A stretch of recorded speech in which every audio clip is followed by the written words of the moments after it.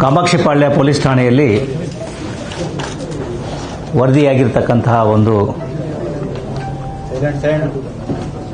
ಕೊಲೆ ಪ್ರಕರಣದ ಹಿನ್ನೆಲೆಯಲ್ಲಿ ಕನ್ನಡ ಚಲನಚಿತ್ರರಂಗದ ಓರ್ವ ನಟರನ್ನ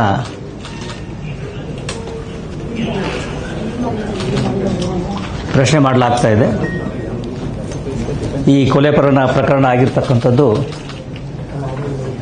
ದಿನಾಂಕ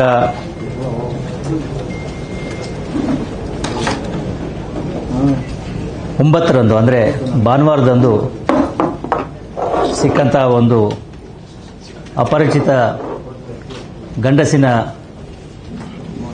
ಶವದ ಆಧಾರದ ಮೇರೆಗೆ ಆತನ ದೇಹದ ಮೇಲೆ ಇದ್ದಂತಹ ಗಾಯಗಳನ್ನು ಗಮನಿಸಿ ಕಾಮಾಕ್ಷಿಪಾಳ್ಯ ಪೊಲೀಸ್ ಠಾಣೆಯ ವ್ಯಾಪ್ತಿಯಲ್ಲಿ ಕೊಲೆ ಪ್ರಕರಣವನ್ನು ಭಾನುವಾರದ ದಿವಸವೇ ರಿಜಿಸ್ಟರ್ ಮಾಡಿಕೊಳ್ಳಲಾಗಿತ್ತು. ಅದಾದ ನಂತರದಲ್ಲಿ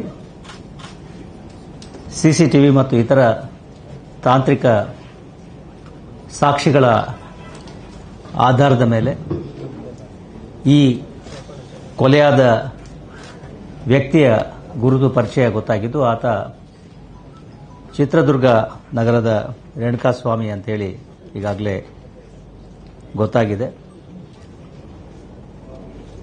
ಅದರ ಆಧಾರದ ಮೇಲೆ ಮುಂದಿನ ತನಿಖೆಯನ್ನು ಕೈಗೊಂಡಿದ್ದು, ಅದರಲ್ಲಿ ಈಗಾಗಲೇ ಹೇಳಿದ ಹಾಗೆ ಕನ್ನಡ ಚಿತ್ರರಂಗದ ಓರ್ವ ನಟ ಹಾಗೂ ಆತನ ಸಹಚರರನ್ನು ನಾವು ಬಂಧಿಸಿ ಕೂಲಂಕುಷವಾದಂತಹ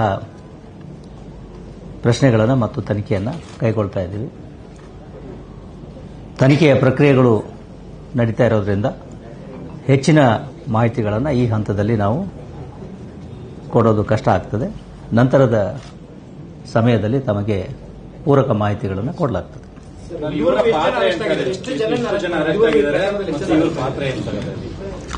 ಈಗಾಗಲೇ ಹೇಳಿದ ಹಾಗೆ ಈ ಎಲ್ಲ ವಿಷಯಗಳಿಗೆ ಇನ್ನೂ ಸ್ವಲ್ಪ ಸಮಯ ಬೇಕಾಗ್ತದೆ. ದರ್ಶನನ್ನ ವಶಕ್ಕೆ ಪಡೆದು ಈಗ ಪ್ರಶ್ನೆ ಮಾಡಲಾಗ್ತದೆ. ಮುಂದಿನ ಪ್ರಕ್ರಿಯೆಗಳು ಮುಂದೆ ನಡೀತವೆ. ಅವಿನಯ್ ಅಂತೇಳಿ ಯಾರು ಹೋಟೆಲ್ ಮ್ಯಾನೇಜರ್ ಕೊಲೆ ಆಗಿದ್ದಂತ ವ್ಯಕ್ತಿ ಯಾರು?